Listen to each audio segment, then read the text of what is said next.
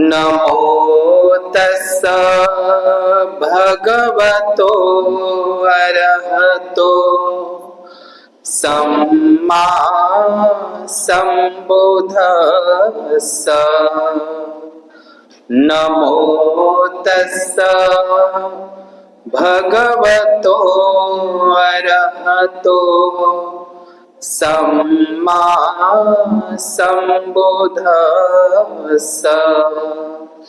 नमो तस्स भगवतो अरहतो सम्मा सम्बुद्धस्स।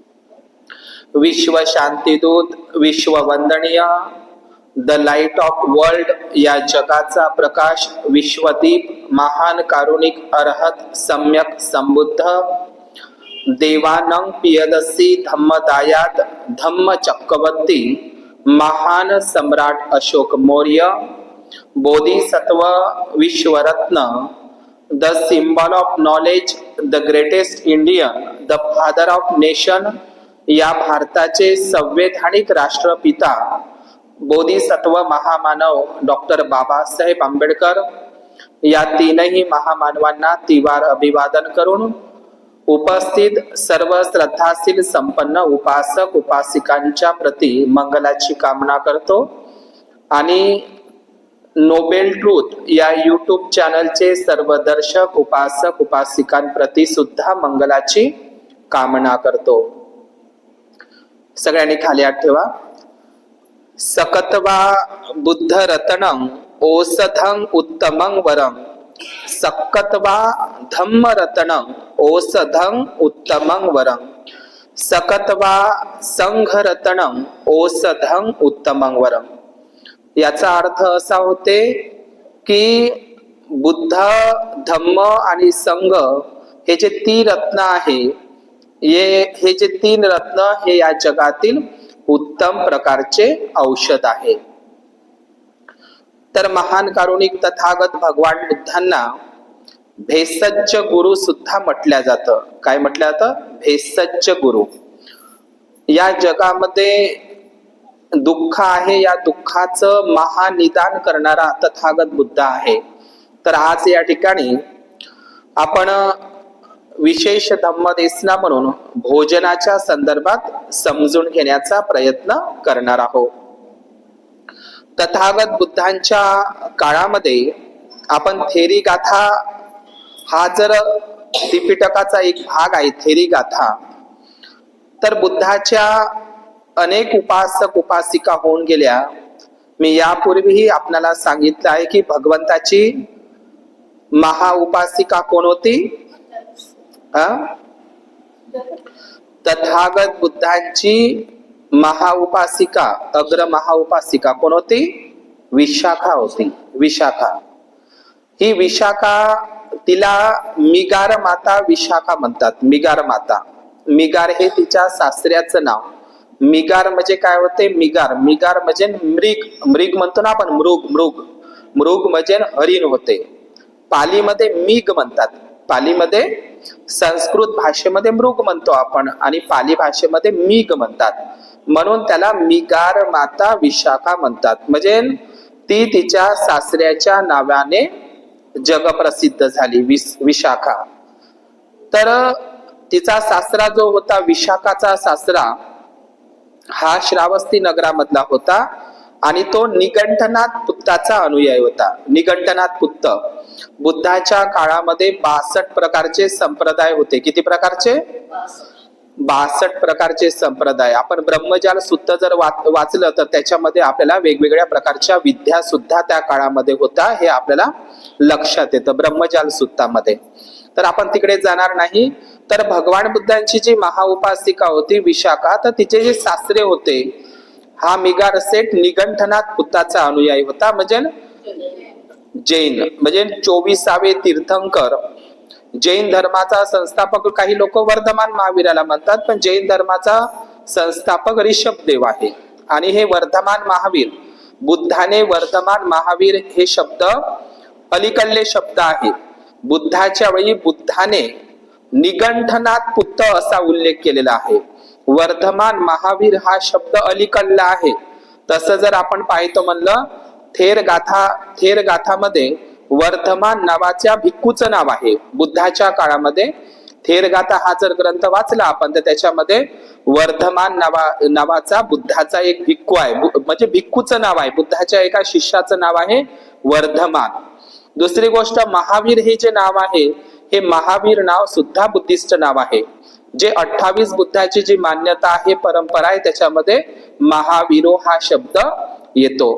तर बुद्धाच्या वेळी यावर आजचे जे वर्धमान बुद्धाला जिन श्रावक सुद्धा म्हणतात. जिन श्रावक बुद्धाला जितेंद्रिय सुद्धा म्हणतात.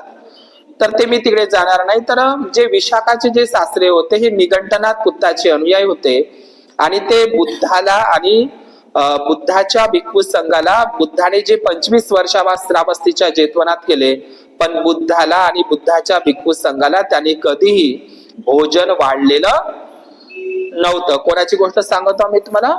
मिगार सेठची, श्रावस्तीची गोष्ट. कारण तो जैन अनुयायी होता. तर त्यामुळे विशाखा ही बुद्धिस्ट परिवारातली होती आणि विशाखावरच लहानपणापासून बौद्ध धर्माचे काय होते? संस्कार होते. ती वयाच्या 7व्या वर्षामध्ये स्वतःपन्न अवस्थेला प्राप्त झाली आणि पुढे जाऊन ती अग्र महाउपासिका मिगार माता विशाखा म्हणून जगप्रसिद्ध झालेली आहे. विशाखाच्या नंतर महाउपासिका झालीच नाही. होऊ शकते बौद्ध राष्ट्रामध्ये महाउपासिका असेल, पण भारतामध्ये मात्र तरी माझ्या लक्षात, म्हणजे माझ्या म्हणण्यानुसार बुद्धाच्या नंतर या भारतामध्ये अजूनही महाउपासिका झालेली नाही. महाउपासिका बनण्यासाठी वयाच्या 7व्या वर्षापासून बुद्ध धर्मामध्ये प्रतिष्ठित व्हावं लागतं. समजलं? विशाखा 7व्या वर्षामध्येच ती स्वतःपन्न अवस्थेला पहिली अवस्था तिने प्राप्त केली होती.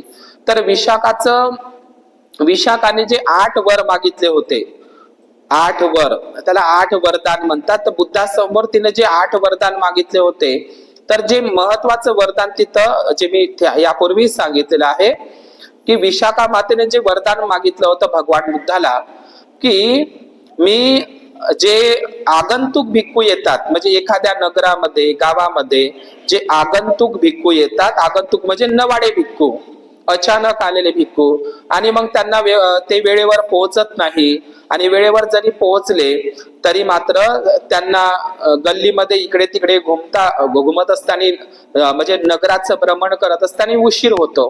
तर अशा आगंतुक आलेल्या भिक्खूला मी त्यांच्या जाग्यावर भोजन देऊ इच्छिते. समजलं? जे नवीन भंतेजी जर आले तर त्याला भोजन दान देऊ इच्छिते. हा जो वर आहे विशाखा माताने बुद्धाकडून तो पारित करून घेतला आणि बुद्धाने त्याला मान्यता दिलेली होती. दुसरा वर मी एवढे वर नाही सांगणार, पण महत्वाचे सांगतो भोजनाच्या संदर्भात. दुसरा वर विशाखाने बुद्धाकडून तो पारित करून घेतला आणि बुद्धाने त्याला संमती सुद्धा दिली की एखादा आजारी भिक्खू असेल, रुग्ण भिक्खू असेल, बिमार भिक्खू असेल, तर त्या रुग्ण बिमार आजारी भिक्खूला जाग्यावर भोजन देऊ इच्छिते. म्हणजे तो जारी केला जाणार नाही, आजारी असल्यामुळे तो एकाच जाग्यावर राहणार. म्हणून अशा आजारी भिक्खूला सुद्धा मी जाग्यावर भोजन देऊ इच्छिते. हा एक. ठीक आहे. आता एखादी आजारी आणि रुग्ण भिक्खू आहे. आता रुग्ण भिक्खूच्या सेवेमध्ये त्याचा एखादी नवीन श्रामणेर असेल. आता तो त्याच्या आजाराच्या सेवेमध्ये आहे. तुम्ही दवाखान्यामध्ये, हॉस्पिटलमध्ये पाहिलं असेल, है का नाही? हॉस्पिटलमध्ये काय राहते? आपल्या घरचा कोणीतरी बिमार पडलं का त्याच्या सेवेला एक दुसरा माणूस असता का नाही? मग त्या रोगी माणसाला तुम्ही डबा घेऊन जाता आणि त्याची सेवा करत असला, तो काय बिमार राहते का? पण नाही, तो ते आजारी राहते, रुग्णाची तो सेवा करत असते, म्हणून आपण त्यालाही डबा घेऊन जातो. तर विशाखानं हा वर मागितला की जो आजारी भिक्खूची सेवा करण्यासाठी जो भिक्खू आहे त्याला चारिकेला बाहेर जाता येणार नाही, तर त्यालाही जाग्यावरच भोजन देऊ इच्छिते. समजलं तुम्हाला? दुसरी गोष्ट आणखी विशाखा म्हणत आहे की एखादा भिक्खू प्रवासाला निघालेला आहे.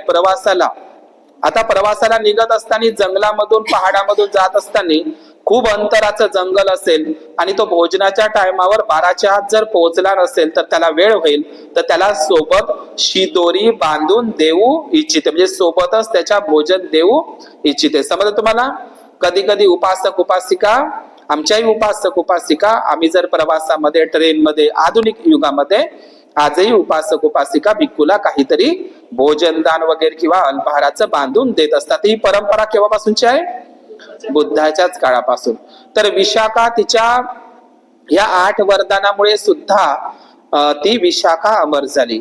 यानंतर आपण महत्वाचं नाव घेऊया सुजाता. सुजाता ही भगवान बुद्धांची प्रथम उपासिका आहे. लक्षात घ्या, तथागत बुद्धाची प्रथम उपासिका कोण? तर तिचं नाव काय आहे? सुजाता. आता ही सुजाता कुठची होती? बोधगयाची. जिथं डुंगेसरी आहे का ना, त्याचं नाव बकरोर नावाचं गाव आहे. आता निरंजना नदीच्या पलीकडे ते तिचं गाव होतं. यादव कुळातली होती. तिच्या घरी भरपूर गायी होत्या आणि तिने भगवान ते व्हायचेच होते.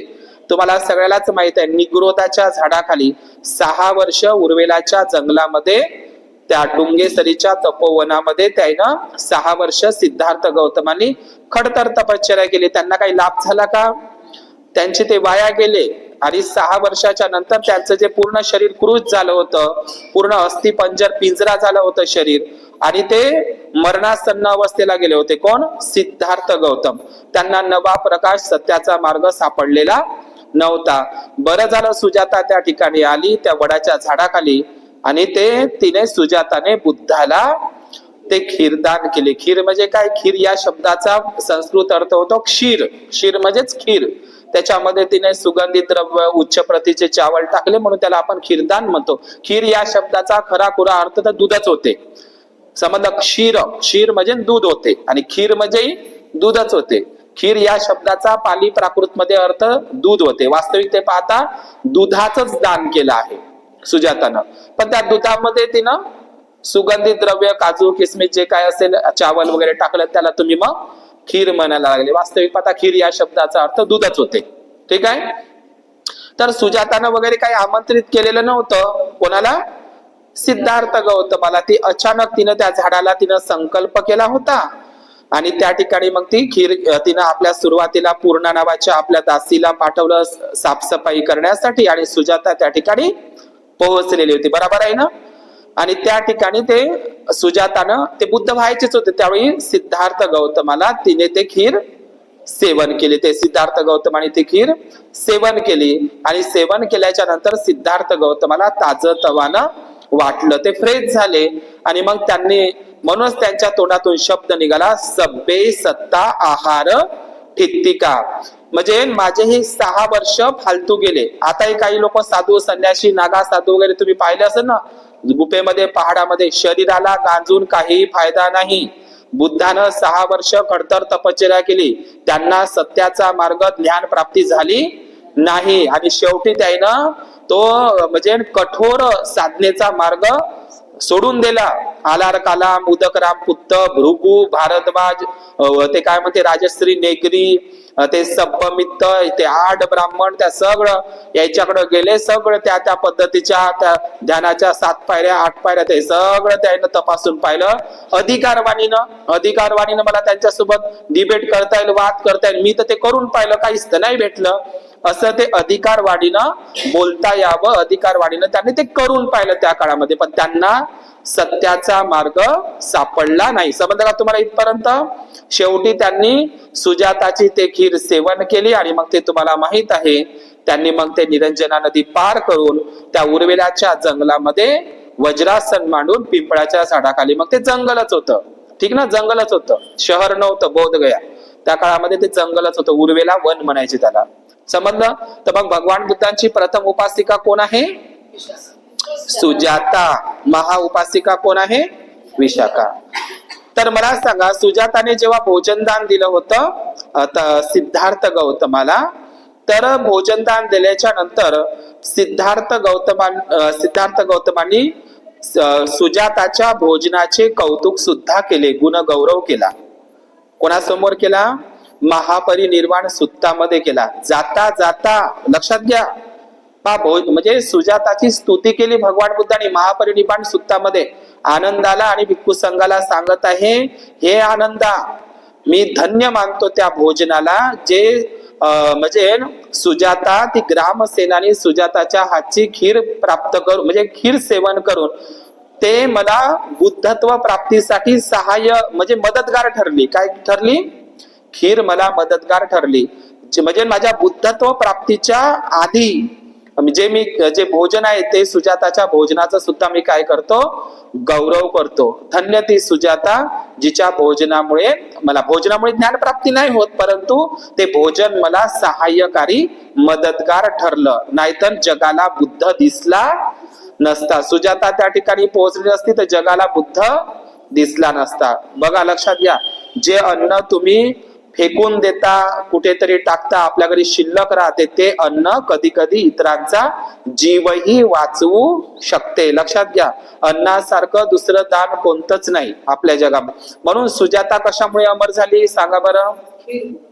आणि बुद्धाला तिने किती म्हणजे सिद्धार्थ गौतमाला तिने किती दिवस खीर दिली आहे?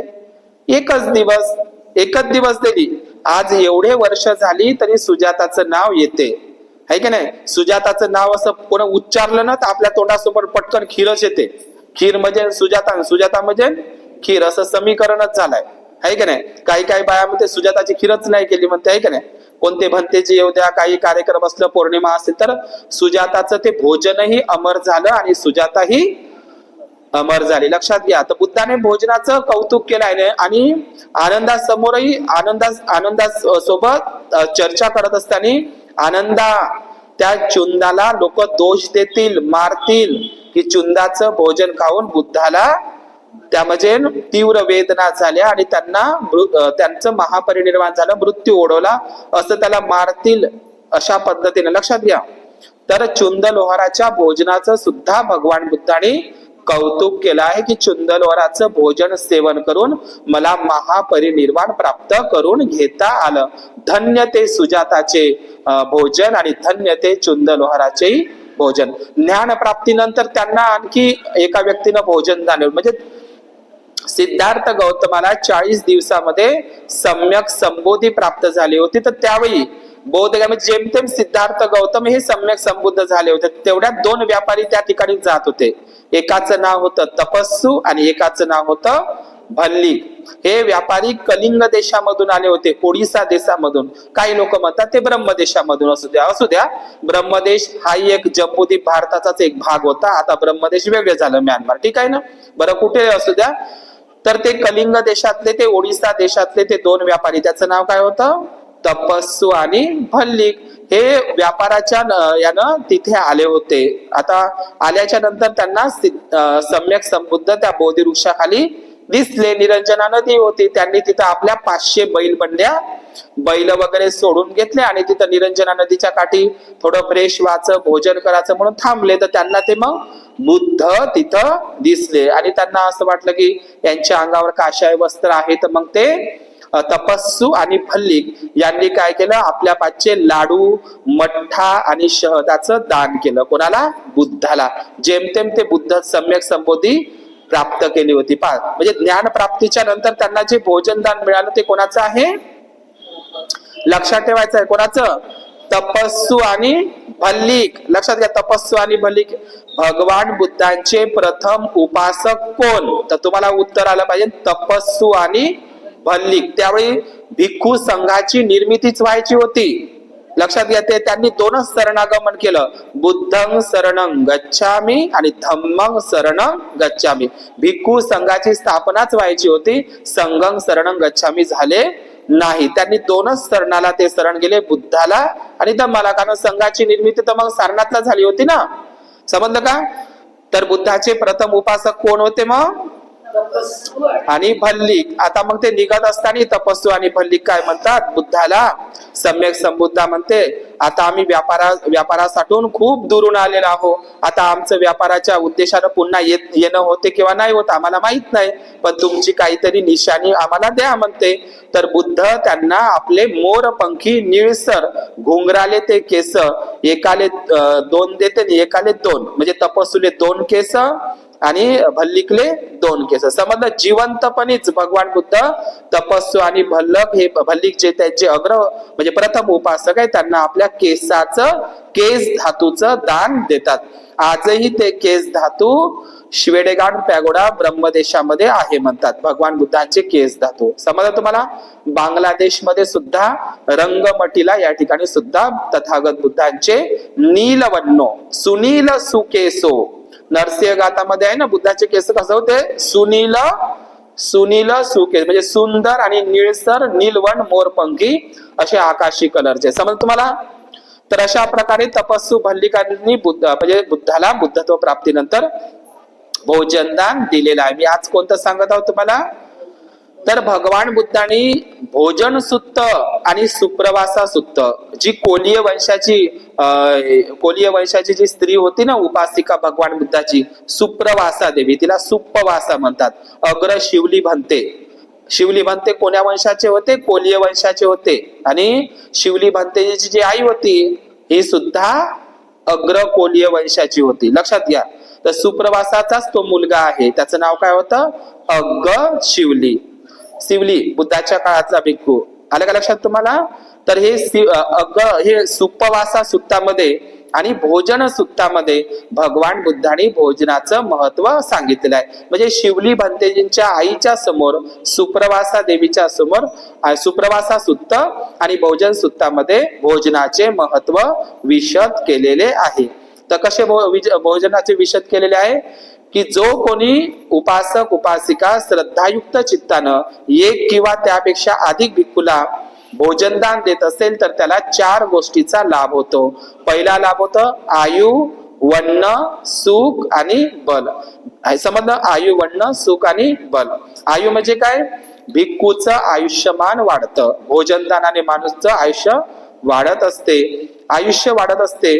दुसरी गोष्ट त्याच्यात बलाची प्राप्ती होत असते. कोणतं बल कोणतं, शारीरिक बल आणि बौद्धिक मानसिक बल होत असते. लक्षात घ्या. भुकेल्या माणसाला धम्म सांगायचं नाही म्हणते बुद्ध, आणि भुकेले लोक धम्म ऐकू शकत नाही. लक्षात घ्या तुम्हाला. म्हणजे माणसाच्या पोटामध्ये भोजन असेल, अन्न असेल, आहार असेल तर त्याला काहीतरी चांगलं सुचते. लक्षात घ्या. म्हणून आयु वन्न सुख आणि बल. लक्षात घ्या. सगळ्यात दुःखद वेदना कोणत्या आहे, भूकेच्या वेदना. म्हणून तर भगवान बुद्धांनी म्हटलंय भूक हा भयंकर रोग आहे. आता भूक हा भयंकर रोग असेल तर त्याच्यावरचं औषध कोणतं असेल, आहारच. भगवान बुद्धांनी जगामध्ये पहिल्यांदा सांगितलं आहार ही औषधी आहे. लक्षात घ्या. म्हणून भगवान बुद्धांनी हे जे म्हणजे जे बल आहे, बल म्हणजे काय, शारीरिक आणि मानसिक बलाची प्राप्ती होत असते भोजनामुळे. वर्ण म्हणजे काय, भोजन केलेल्या माणसाचा वर्ण म्हणजे काय, तेज, ग्लो, क्रांती, चेहऱ्यावरची चमक कशामुळे येते, भोजनामुळे. आणि एखादे माणूस भोजनदान नाही केलं तर तुम्ही म्हणता का ना त्याला काऊन चिमल्यासारखी दिसतं, काऊन चिमल्यासारखा दिसतं, काऊन भाजल्यासारखी दिसतं, काऊन चिमल्या, म्हणजे चेहरा सांगते का नाही. जेवलेल्या माणसाचा चेहरा टवटवीत दिसते आणि जो जेवला नाही त्याचा निस्तेज दिसते. तर वर्ण कशामुळे येते, टपोर डोळे, चेहऱ्यावर तेजपणा कशाने येते, भोजनामुळे. जेवले नाही तर कसे दिसते चेहरे.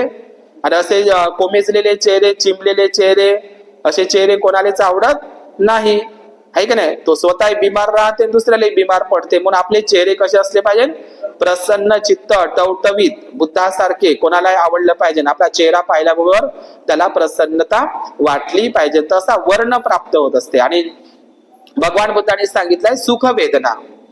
भुकेची वेदना कशी असते, दुःखद वेदना. जसं अन्न शरीरामध्ये गेलं तर मग कोणत्या वेदना चालू होते, सुखद वेदना चालू होत असते. लक्षात घ्या. दुःखद वेदनाचं रूपांतर कशामध्ये होते, सुखद. म्हणून भगवान बुद्धांनी 4 प्रकारचे आहार सांगितले. कबलिक आहार, मन सचेतन आहार, विज्ञान आहार आणि स्पर्श आहार. हे मी सांगणार नाही. हे 4ही प्रकारचे आहार महत्वाचे आहे आपल्या जीवनामध्ये. समजलं तुम्हाला. दुसरी गोष्ट जाता जाता आपण तेच सांगतो की भोजनाचं महत्व बौद्ध धर्मामध्ये खूप महत्वाचं आहे. भोजनदान आपल्या जीवनामध्ये सर्वश्रेष्ठ दान कोणतं आहे म्हणते भगवान बुद्ध, सर्वश्रेष्ठ दान आहे धम्मदान. सब्ब दान धम्मदान जिनाती. जगामध्ये सर्वश्रेष्ठ दान धम्मदान आहे. धम्मदान म्हणजे पैसे नाही, धम्मदान म्हणजे धम्मदान म्हणजे जे आता तुम्हाला मी देत आहो का नाही, बुद्धाचा धम्म सांगत आहो म्हणजे तुम्हाला दान देतो, याला धम्मदान म्हणतात. पैशाला धम्मदान म्हणत नाही, लक्षात घ्या. काही लोक 10ची नोट, 500ची नोट, जे काही तुम्ही लाखो रुपये जरी दान करता त्याला दान नाही म्हटलंय. सर्वश्रेष्ठ दान भगवान बुद्धांनी धम्मदान सांगितलंय. धम्मदान म्हणजे काय? बुद्धाचा धम्माचा प्रचार आणि प्रसार करणं हीच खरी मानव सेवा होय, असं डॉक्टर बाबासाहेब आंबेडकर म्हणत असतात. समजलं तुम्हाला? इथपर्यंत आलं लक्षात? तर भगवान बुद्धांनी अनेक प्रकारचं दान सांगितलंय. भगवान बुद्धांनी अभयदान केलेलं आहे. अभयदान म्हणजे काय? बुद्धाच्या ज्ञानाने अनेक लोक भयमुक्त झाले म्हणून भगवान बुद्धांनी अभयदान सुद्धा केलेलं आहे. आपल्याला तर आपल्याला तर भय वाटते लोकांना, आहे का नाही? पण बुद्धाचं भय वाटत होतं का? त्या काळामध्ये लोकांना अजिबात वाटत नव्हते. म्हणून भगवान बुद्ध हे अभयदान सुद्धा त्यांनी केलं. आपल्या जीवनामध्ये अवयवदान, नेत्रदान, रक्तदान, शरीराचा कुठला तरी पार्ट दान केला पाहिजे. आणि दान पारमिता तर एवढी सांगितली आहे भगवान बुद्धांनी, टोकाची दान पारमिता म्हणजे प्रसंगी आपला जीव संकटात टाकून दुसऱ्याच्या रक्षणासाठी, दुसऱ्याच्या हितासुखासाठी आपली कुर्बानी देणं म्हणजेच जीवाला जीवाचं दान देणं. समजलं का? डॉक्टर बाबासाहेब आंबेडकरांनी जीवाला जीवाचं दान दिलेलं आहे. समजलं तुम्हाला? 4 लेकराचं आणि संविधान आणि मतदानाचा अधिकार आपल्याला बाबासाहेबांनी दिलेला आहे. तुम्ही जातक कथा जर वाचली तर बोधिसत्व वेसंतराची जातक कथा किंवा शिवी जातक कथा किंवा मृग जातक कथा किंवा महाकपी जातक कथा याच्यामध्ये तुम्हाला दान पारमिता कशी टोकाची ते बोधिसत्व पार पाडत असतात हे आपल्याला माहित पडत असतं. लक्षात घ्या. म्हणून बोधिसत्व वेसंतर जातक कथा आणि बोधिसत्व शिवी जातक कथा किंवा महाकपी जातक कथा तुम्ही जर वाचली तर तुम्हाला माहित पडेल की दान पारमिता किती टोकाची असते. दुसऱ्याच्या रक्षणासाठी आपला जीव गेला तरी बेहतर ते रक्षणासाठी सर्वस्व सुखाचा त्याग करायला मागे पुढे पाहत नाही. समज तुम्हाला? मग दान हे खूप महत्वाचं आहे. दान म्हणजे काय? दान या शब्दाचा अर्थ, दान ही पारमिता सांगितली आहे भगवान बुद्धांनी. तुम्ही बुद्ध आणि धम्म मध्ये वाचा. शील, दान, उपेक्षा, नैष्क्रम्य, वीर्य, शांती, सत्य, अधिष्ठान, करुणा आणि मैत्री. दान म्हणजे काय? दान ही पारमिता आहे. दान या शब्दाचा अर्थ काय होते? म्हणजे कुठलीही अपेक्षेची परतफेड न करता स्वार्थाची स्वार्थाची व परतफेडीची अपेक्षा न करता केलेलं दान हे त्याला दान म्हटलेलं आहे. लक्षात घ्या.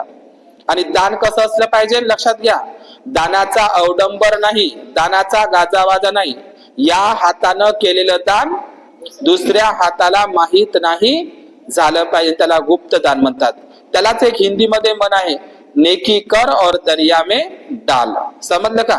आणि जे काही आपण भिक्खू संघाला दान करतो किंवा आपण धम्म कार्यासाठी, समाज कार्यासाठी दान करतो ते आपलं कर्तव्यच आहे.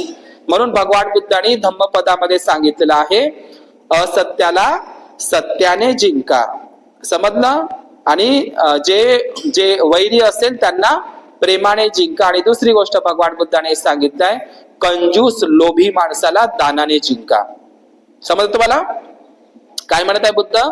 कंजूस लोभी माणसाला दानाने जिंका. तुम्ही आलवक सुत्तामध्ये जर बघितलं की मित्र कोणाला जोडता येतात, यक्ष आलवकाने बुद्धाला प्रश्न विचारला, मित्र कोणाला जोडता येतात? तर बुद्धानं उत्तर दिलं होतं यक्ष आलवकाला. कोणतं उत्तर दिलं होतं? दानाने मित्र जोडता येतात.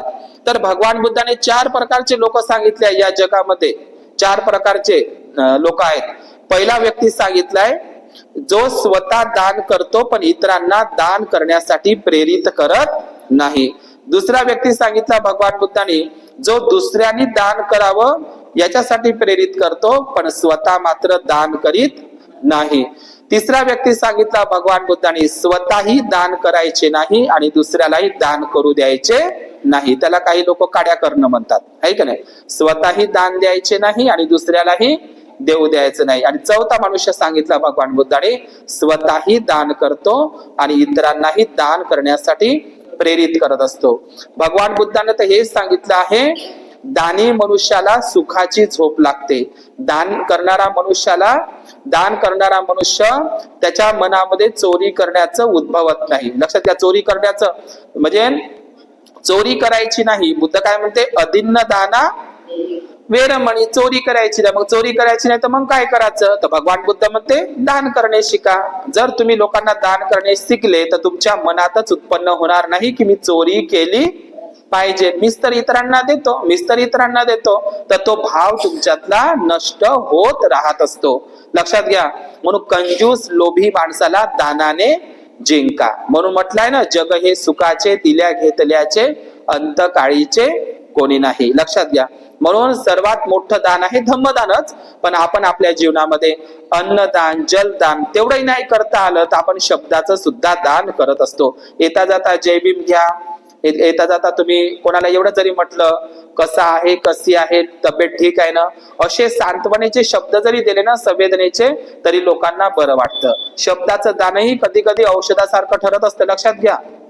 समजलं का? शब्दही महत्वाचे असतात. तुम्ही त्यांना एखाद्या भंतेला तुम्हाला अन्न नाही देणं होत असन, जल नाही देत असन, पाणी, पण कमीत कमी भंतेला तुम्ही नुसतं वंदामी जरी भंतेची म्हटलं, शब्दाचं जरी दान केलं तरी त्याच्यासारखं पुण्य नाही आहे. लक्षात घ्या. दानाची पारमिता ही सर्वश्रेष्ठ आपल्या जीवनामध्ये आहे. लक्षात घ्या. हे एवढ्या प्रकारचे दान मी तुम्हाला आज या ठिकाणी सांगितले आहे भोजन दानाचा. आणि जाता जाता बरोबर तीच कहाणतो सुप्रियाची कहाणी. सुप्रिया कुठली होती? वाराणसी नगरामधली. कुठली? वाराणसी. तर हे सुप्रिया, तिच्या घरी नेहमी भिक्खूंचं येणं जाणं होतं.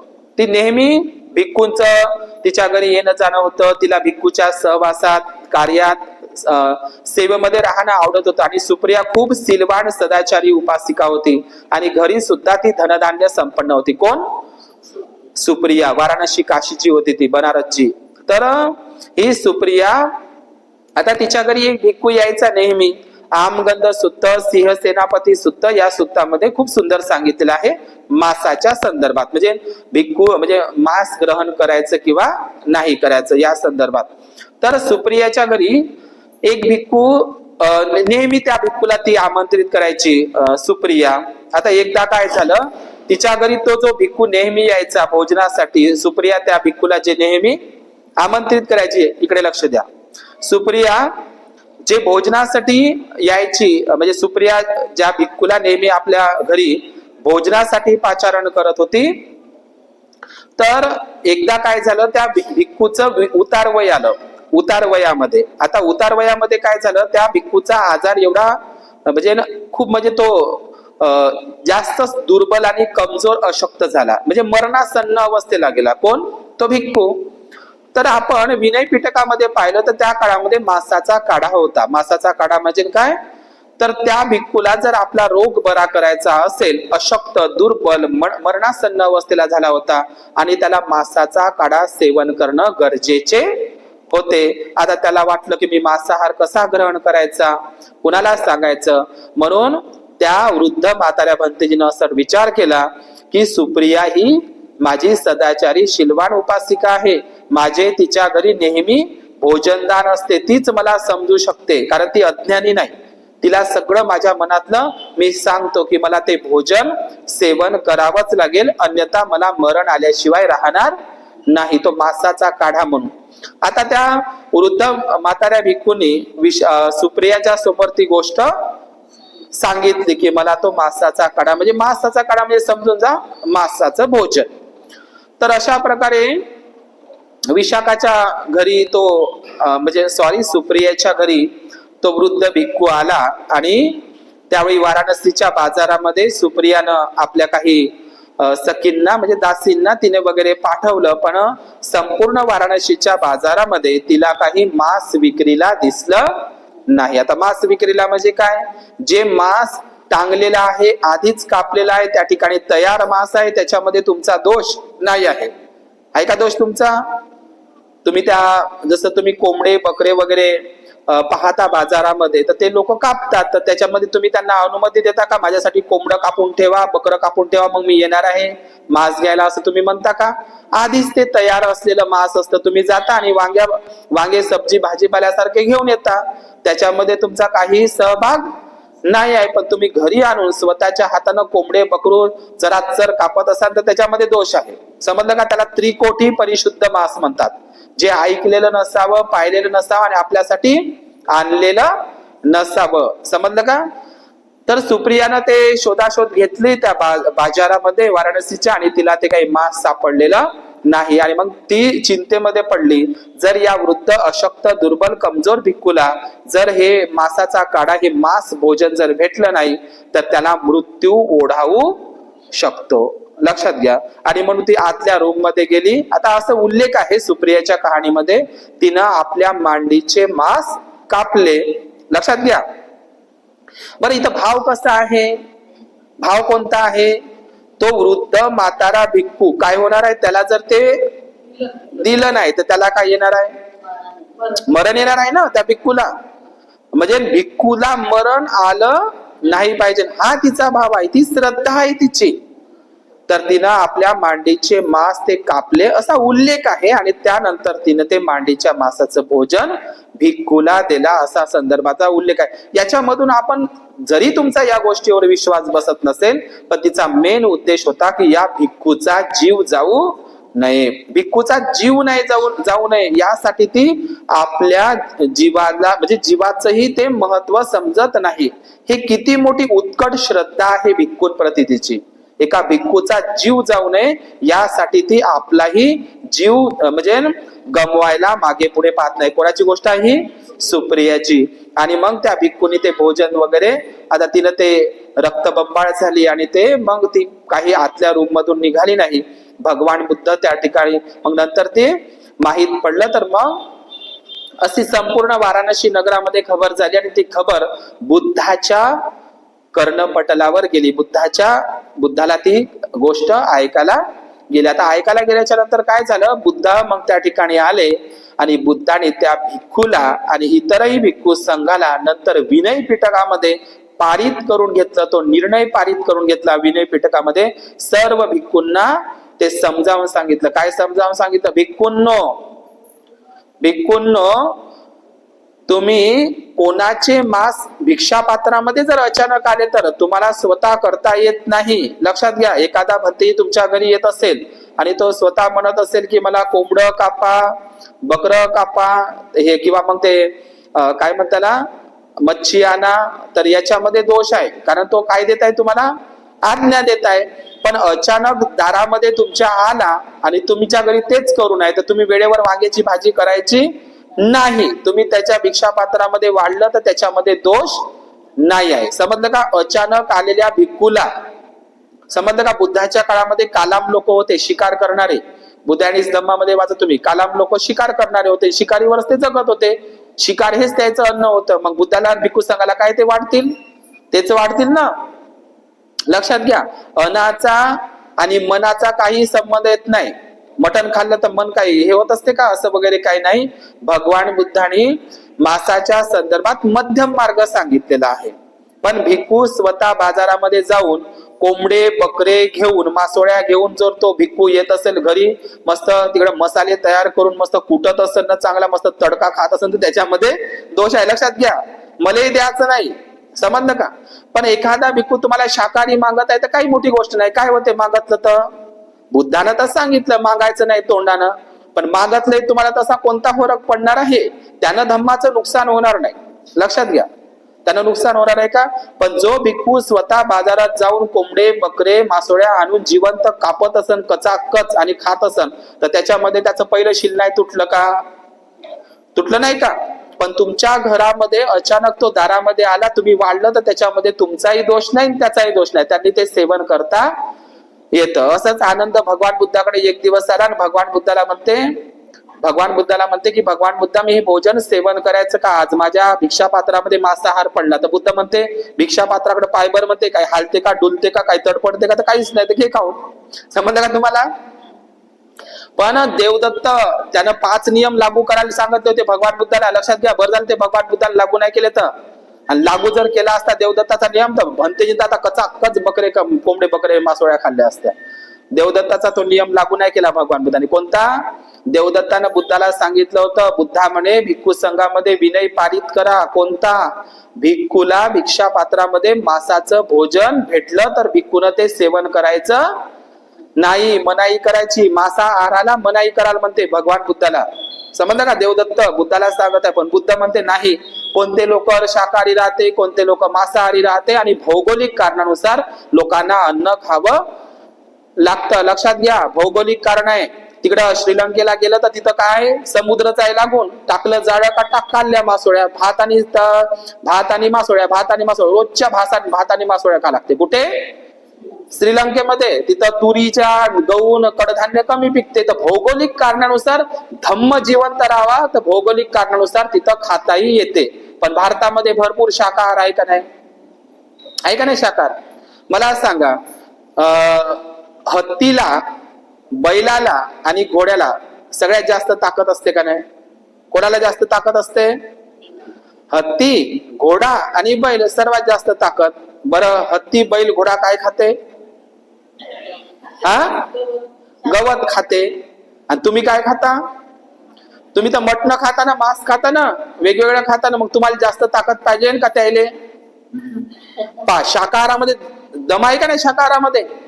आणि तुम्ही जे तुमच्या घरी मटण, मासोळ्या जे काही तुम्ही करता, कोंबडे, बकरे, तर त्याला काय तुम्ही यूज करता?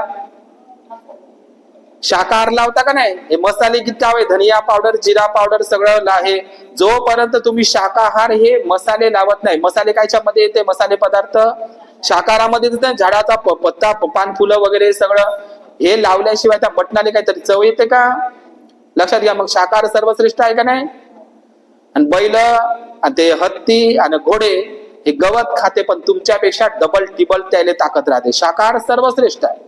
मांसाहार ग्रहण करायचं नाही असं मी तुम्हाला म्हणत नाही, पण निवळच काही लोक आहे, निवळच म्हणजे आज काय तर अंडे, उद्या काय तर मासोळ्या, परवा काय तर कोंबडे, नंतर काय तर नुसतं ते भंगून नुसतं तेलानं भरू नाही भरून, तर त्या घरामध्ये काही चांगलं राहणार आहे काय? नुसतं मांसाहार सेवन करायचं?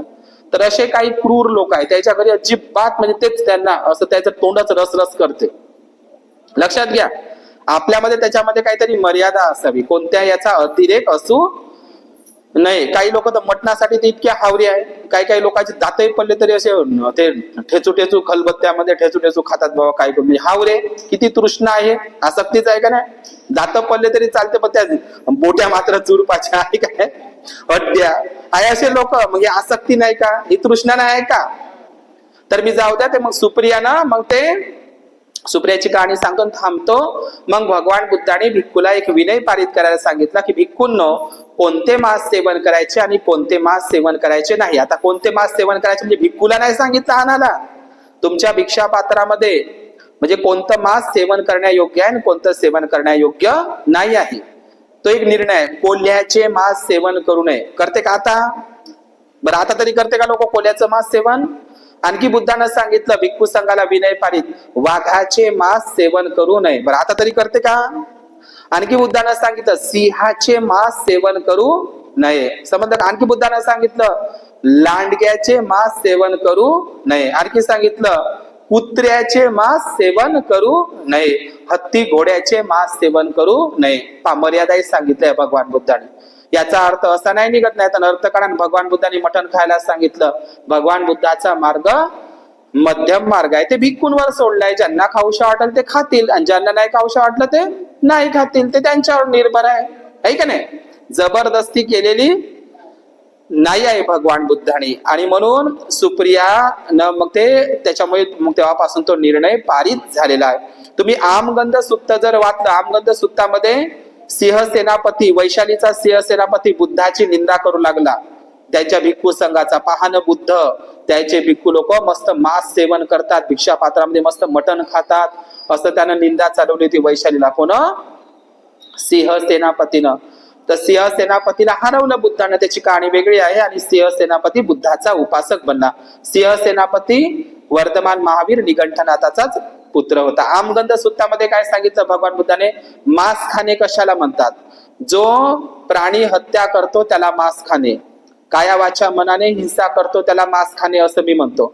चोरी करणारा, अदिन्नदाना जो चोरी करतो त्याला मांस खाणे असं मी म्हणतो. किंवा जो काम वासनेचा अनाचार करतो, खोटे बोलतो, निंदा चहाडी चुगली करतो, किंवा मग तो सुरापान करत असतो, तर अशा व्यक्तीला मी, जे नशापान करत असतो अशा व्यक्तीला मी काय म्हणत असतो? मी मांसाहार ग्रहण करणारा व्यक्ती समजतो, असं भगवान बुद्धाचं म्हणणं आहे. म्हणून तथागत भगवान बुद्धांच्या संदर्भात ही जी सुप्रियाची कहाणी आहे, सुप्रियाची कहाणी अत्यंत महत्वाची आहे. आणि सुप्रिया त्या जो म्हातारा भिक्खू आहे, म्हणजे या ठिकाणी आपल्याला ह्याच मेसेज घ्यायचा आहे. काही लोकांचा त्या गोष्टीवर विश्वास बसते किंवा नाही बसत ती काही मोठी गोष्ट नाही, पण आपण मात्र ती कोणाची सुप्रियाची श्रद्धा महत्वाची आहे. तर या ठिकाणी मी थांबतो. भवतु सर्व मंगल, भवतु सर्व मंगल, भवतु सर्व मंगल.